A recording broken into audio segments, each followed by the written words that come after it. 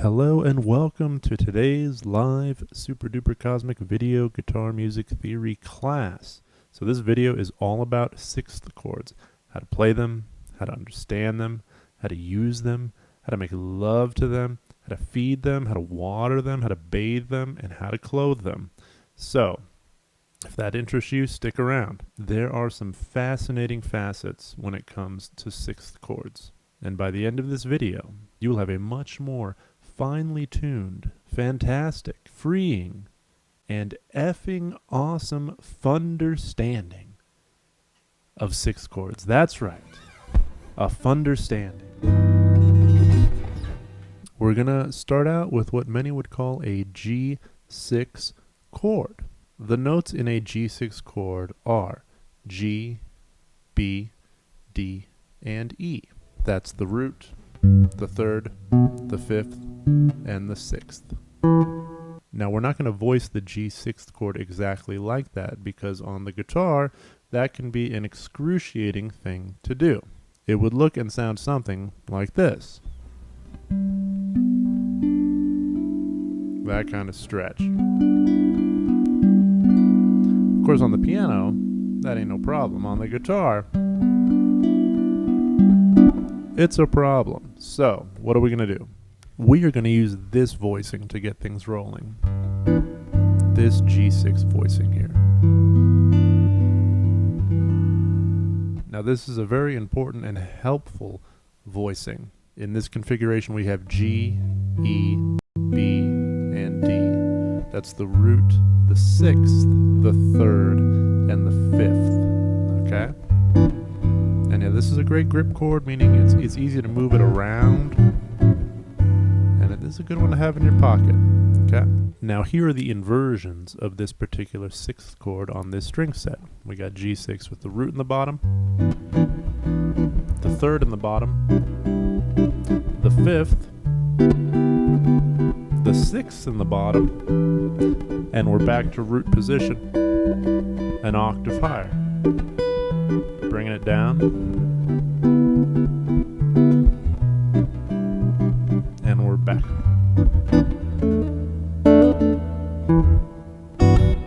Alright, so some things to notice about the G6 chord is that the G6 chord exists inside of the G major pentatonic scale. It also exists inside of the G major scale, the G Lydian scale, the G mixolydian scale. It's in a whole bunch of scales. Another cool observation is that G6 is actually innate to the tuning of the instrument. The top four strings, the D, the G, the B, and the E, right? Those are the notes in G6. So you could even play a G6 like that.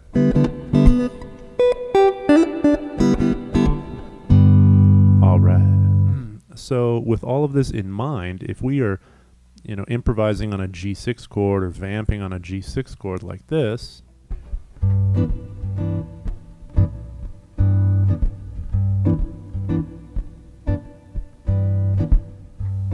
well, we can improvise with the notes from those scales, major, mixolydian, Lydian, major pentatonic, and there's more, but that's plenty to start with, right?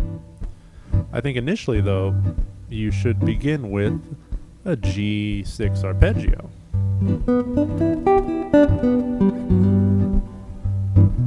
So not even thinking scalarly yet.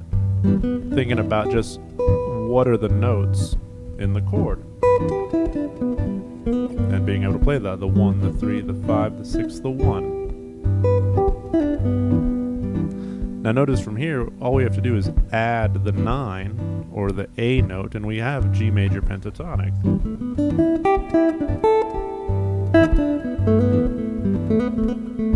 Right?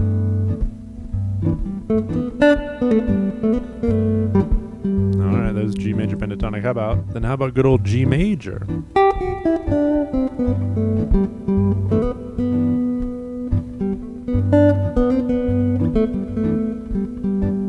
Awesome. How about G mixolydian?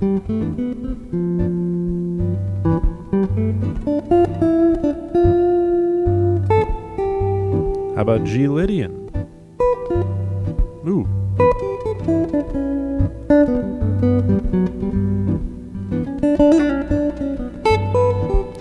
G Lydian dominant just for fun.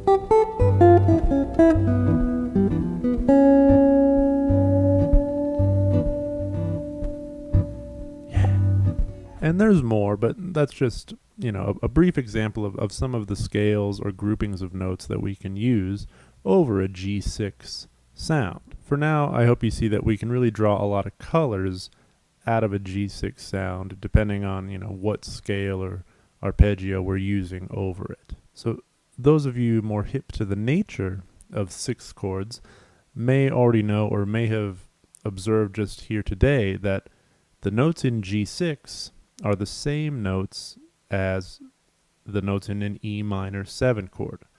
That is, a G6 chord has the exact same notes as an E minor 7 chord. How handy dandy is that? Welcome to the land of harmonic theory, where a major chord is also a minor chord. Once again, the notes in G6 are G, B, D, and E. The notes in E minor 7, starting from the E, are E, G, B, and D. Those are the same notes. We're simply interpreting E as the root now instead of G. So remember this, that G6 equals E minor 7. And E minor 7 equals G6. Another way of thinking about it is that 1 major 6 is equivalent to 6 minor 7, right? The 1 chord as a 6 is the same notes as the minor chord off the 6th degree. It's a relative major minor thing. Now you could flip that on its head and also think of 1 minor 7 as equivalent to flat 3 6, right? As in E minor 7 is equivalent to G6, which is another way of saying the same damn thing I've been saying for about a minute. G6 equals E minor 7 equals G6 equals E minor 7. So what good does this understanding offer? So speaking in broad strokes, this means that you will often find an affinity between chords that are separated by diatonic thirds. In this case, G and E, right? E up to G, E, F, G. That's a diatonic third in the G major scale. It also means that if you've gone through the trouble of learning a bunch of G6 voicings, you've also learned a bunch of E minor 7 voicings. Or maybe you learned a bunch of E minor 7 voicings. Well, you also learned a bunch of G6 voicings. So, great. 2 musical birds, 1 chordal stone. Understanding this relationship can also allow for some experimentation and exploration when it comes to melody and improvisation. For instance, if we're vamping on a G6 sound, I could play some E minor sounds over that. Also, just to simply understand that these chords are virtually interchangeable. That is, if you see an E minor 7 on a chart, you can play G6 voicings, G6 arpeggios, or feelings and notes and moods drawn from a G major kind of space, and vice versa. You see a G6 on a lead sheet, you can pull from E minor sounds. Of course, you can play the E minor 7 arpeggio, which is the G6 arpeggio, but you can also say, hey, what if I put E melodic minor over this? Or what if I play an E minor 9 or an E minor 11 sharp 4, right? You can experiment and explore. You got to experiment and exper. Okay, that's what you got to do. Now, when it comes to substitutions like that, you really just have to let your taste, the context, and your ear guide you. Because just because we can substitute a chord or a feeling doesn't mean we should, right? It's about timing. It's about dosage, right? It's about how much of this? How much? Is this too much? Is it not enough? And does the musical setting, call for such things? I mean, if you're playing in a folk band, it might not be so hip to, juxtapose an E minor 13 over, someone strumming a cowboy G, right? So you got to think about the context, right? Now, plenty can be said about sixth chords and minor seventh chords, but I would like you to walk away today with the understanding that any sixth chord is also a minor seventh chord when the sixth is interpreted as the root. And I hope you can flip that on its head. Every minor seventh chord is also a sixth chord when the flat third is interpreted as the root. G6 and E minor 7 are names for the same collection of pitches. It is the context that will decide the most appropriate name for this collection of pitches in any given musical situation. One other thing, right? If it wasn't enough that G6 is also E minor 7, we're going to add one more to the mix. And that is that G6 is also a rootless C major 9. Okay? And the same understanding applies in terms of the E minor 7, right? E minor 7 is also a rootless C major 9.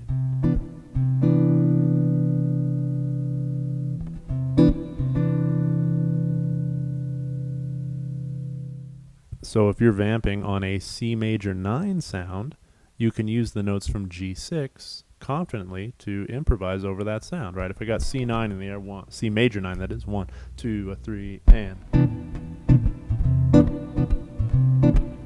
I'll use the notes of G6.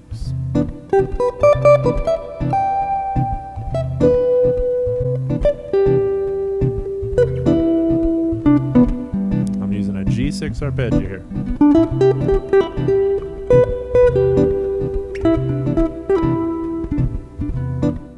So how do we drive home the understanding of these relationships and also, see it on the instrument? One thing I like to do is I'll take passes going through every inversion of the G6 chord, and on one pass, after I voice every chord, I'll play a G6 arpeggio. On the next pass, I'll voice an E minor 7 arpeggio. On the next pass, I'll voice a C major 9 arpeggio, just to create those links in my understanding and in the connection on the fretboard, right? So for instance, if I'm going through the inversions of G6, I might go G6 and G6 arpeggio, G6 arpeggio, right? Next one, arpeggio. That's a G6 arpeggio.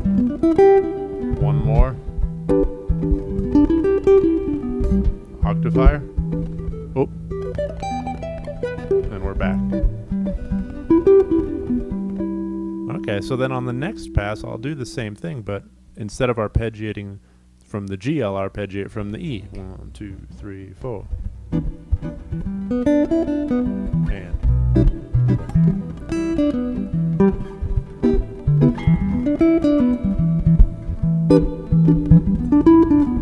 One more. Coming down.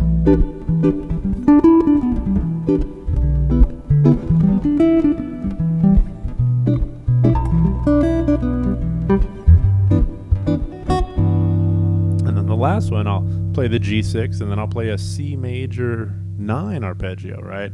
And so here we're starting to add a different note. We're adding that C in there, right? A 1, 2, 3, 4.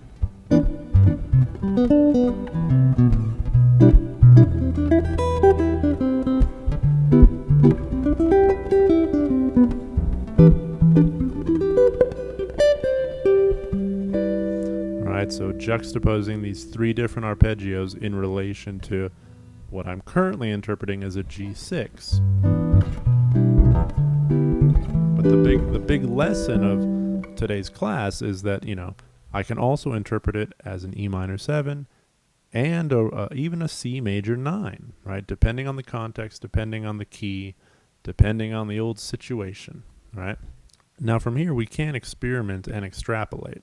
For instance, over a G6 chord, I may play various E minor scales, or perhaps play an E minor 9 kind of thing, or an E minor 13 kind of thing. What about an E minor major 7, right? What about an E harmonic minor scale, right? Start to play with superimpositions. And while doing this, also interpreting these harmonic juxtapositions and how they affect the original chord. For instance, if I'm thinking G6 and I play an E minor major 7 over that,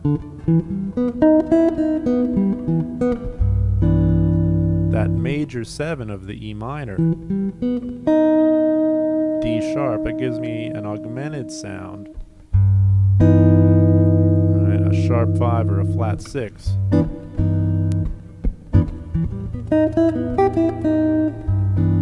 Right? Or if I were to play an E minor 11 arpeggio over the G6 has in effect become a G major 9.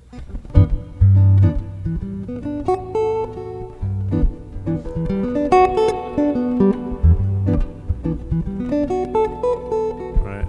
That's 6, 1, 3, 5, 7, 9.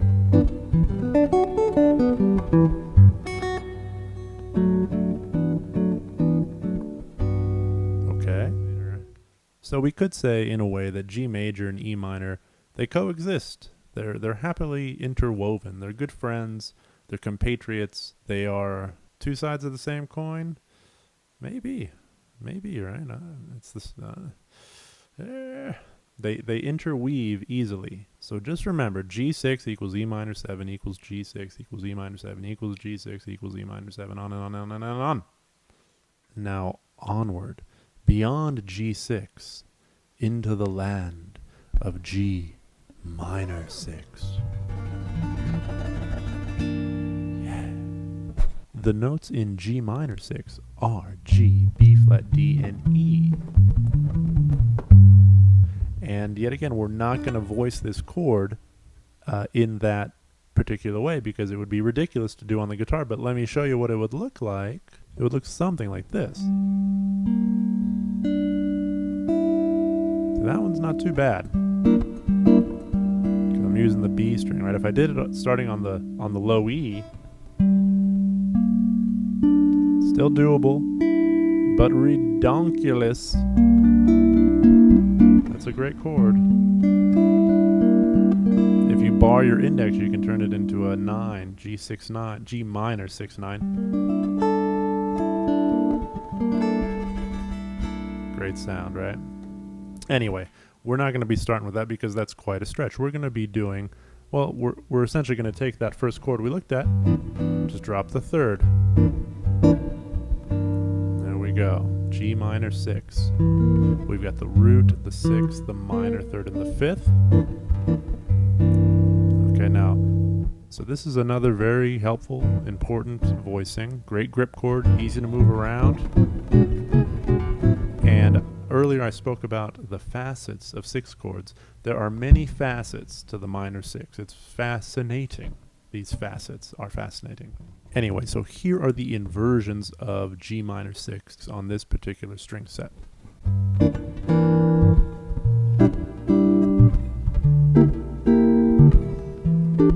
An octave higher, coming down, and we're back.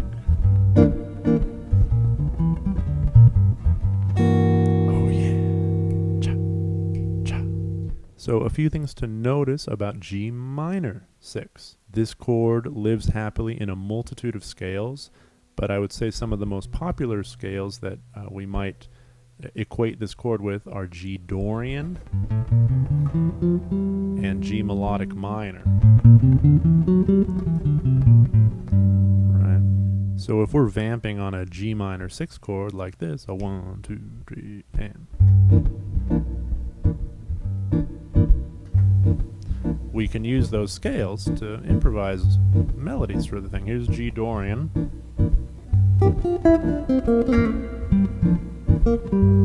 Yeah, one more time, G Dorian.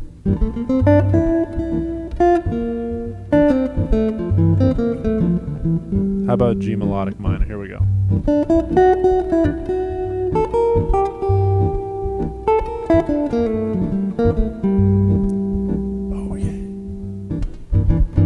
And of course, initially, it's important to just be able to play the notes of the chord, right? If you're vamping on G minor 6, can you play the notes of G minor 6?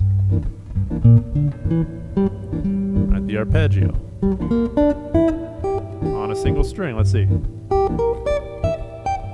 Yeah, way down. Oh yeah. about it. I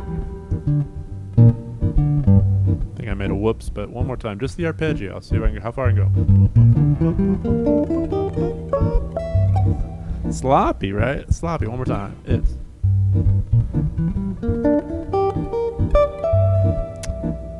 No, got practice. One more.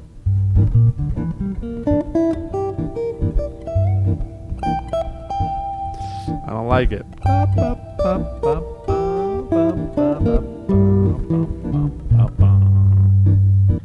Gotta practice, right? So, and you can get weird, right? What if I did Dorian, I did melodic minor. What if I did Lydian Dorian, right? This is 1, 2, flat 3, sharp 4, 5, 6, flat 7. Gotta love me some sharp 4.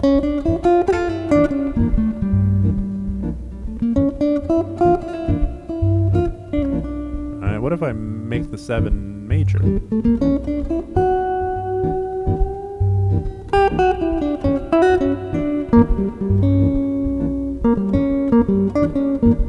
Anyway, we'll stop there for now. Yeah. Now, some of you may have known already or noticed or realized that G minor 6 is also E minor 7 flat 5, or some call it E half diminished. That is, the notes of G minor 6, which are G, B flat, D, and E, those are the same notes as E minor 7 flat 5. So once again, the notes of G minor 6, G, B flat, D, and E, right? That's root flat 3rd, 5th, and 6th. If we interpret from E, if E is our root, and we interpret the same notes, we have root flat 3rd, flat 5, flat 7, also known as E minor 7 flat 5, or E half diminished. So once again, welcome to the land of harmonic theory, where a minor chord is also a diminished chord, because harmonic theory makes sense, and that's why we're here today. So I'm here to tell you today that G minor 6 is equivalent to E minor 7 flat 5. Another way of interpreting this is that the 1 chord, the 1 minor 6, equates to the minor 7 flat 5 off of the 6th degree. So not only is G minor 6 a minor 6 chord, it's also a minor 7 flat 5. But wait, there's more. We can also interpret this G6 as a rootless C9 chord. The notes in C9 are C, D, E, G, B. Okay, so 4 of the 5 notes are there, everything except the root. Handy dandy. So what does this do for us? What's the point of all this? Well, this is actually very, very cool, because this means that our original G minor 6 chord, it's a shapeshifter. It can do a lot of things. For instance, the G minor 6 can serve as a 1 chord or a tonic chord, right? A resolution chord. For instance, I could do a 2-5-1 that resolves to G minor 6, something like this. 3, 4.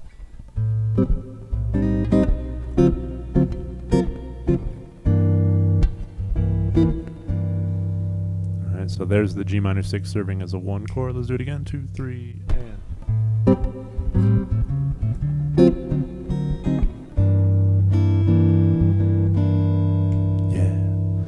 So this G minor 6 can also serve as a 2 chord in a 2-5-1 that's taking us to the key of F. So for instance, 1, 2, 3, 4.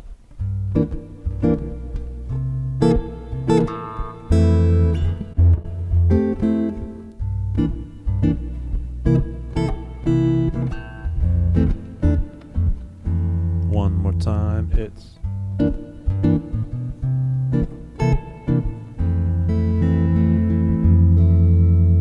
So there it's serving as a 2 chord, not a 1 chord, not a resolution chord. Now this G minor 6 / E minor 7 flat 5 that we started with can also serve as a different kind of 2 chord, right? Remember, it's an E minor 7 flat 5, so it can serve as a 2 chord, the E minor 7 flat 5, in the key of D. In this situation, we are infinitely more likely to interpret the chord as an E minor 7 flat 5 rather than a G minor 6, because we're, in the key of D and we're doing a 2-5-1 and 2-5-1s. Well, G isn't the 2 of D, but E minor 7 flat 5 is. So that'd be something like this. 1, 3, and.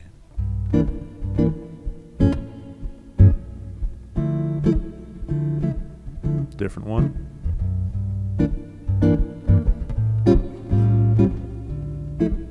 I'll go through some inversions.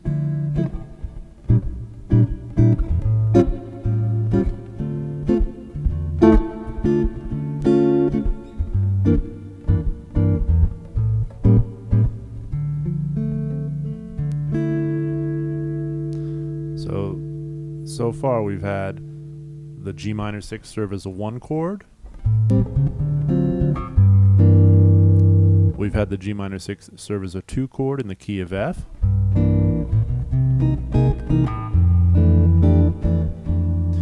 And we've had the chord serve as a 2 chord in the key of D.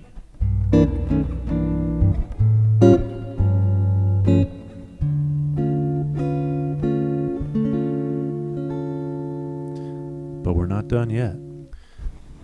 This G minor 6 can also serve as a 5 chord in the key of F. Remember, G minor 6 is a rootless C9. So I might do something like B flat.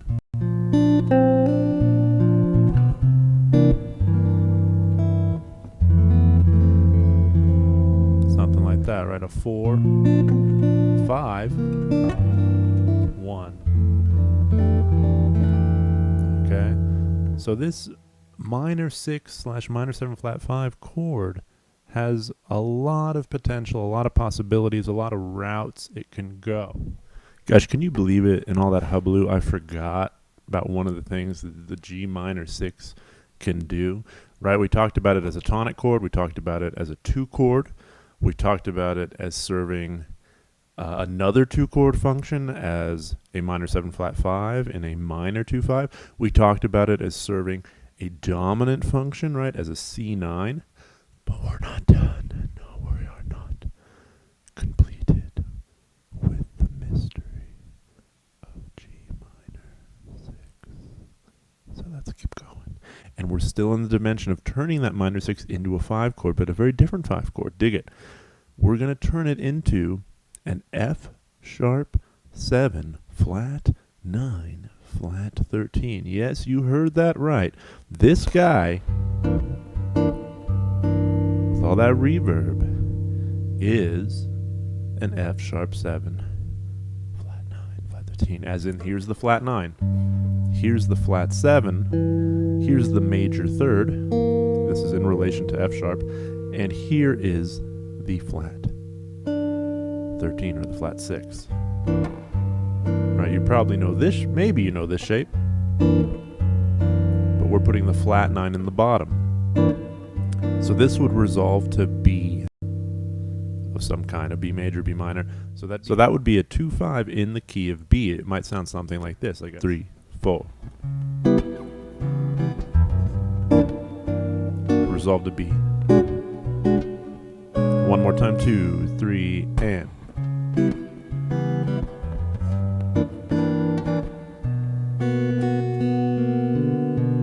One more time, here we go. It's a 3.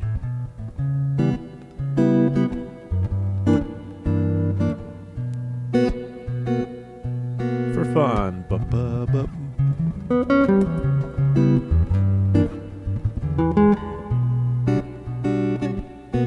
2, 3, and.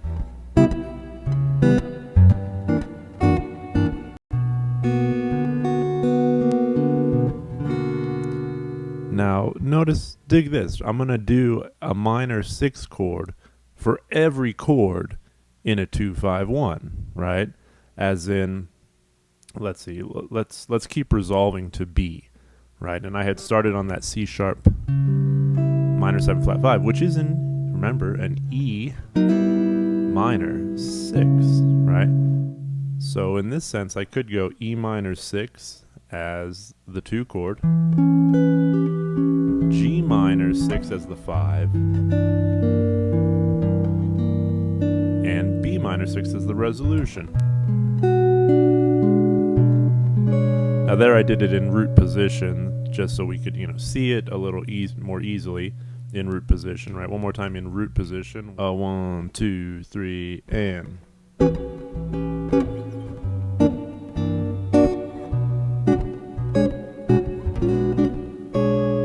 That E minor 6 is serving as the 2 chord, as a C sharp minor 7 flat 5.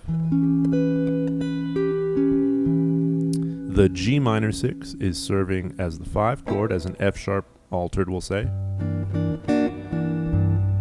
And then B minor 6 for the resolution.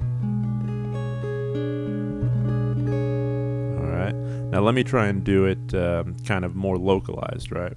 1, 2, 3, and...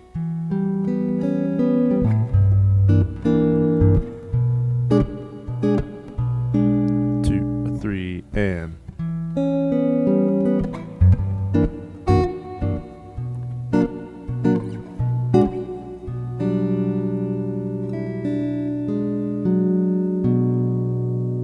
2, 3, and...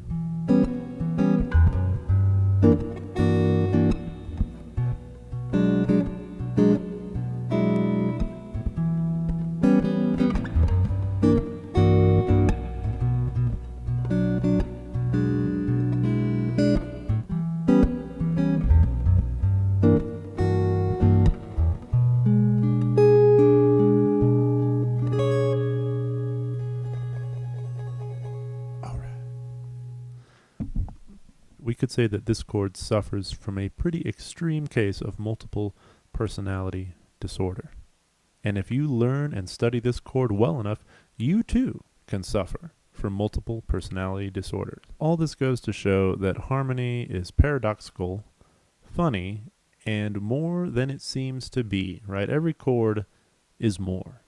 Even a simple major chord is more than it appears to be.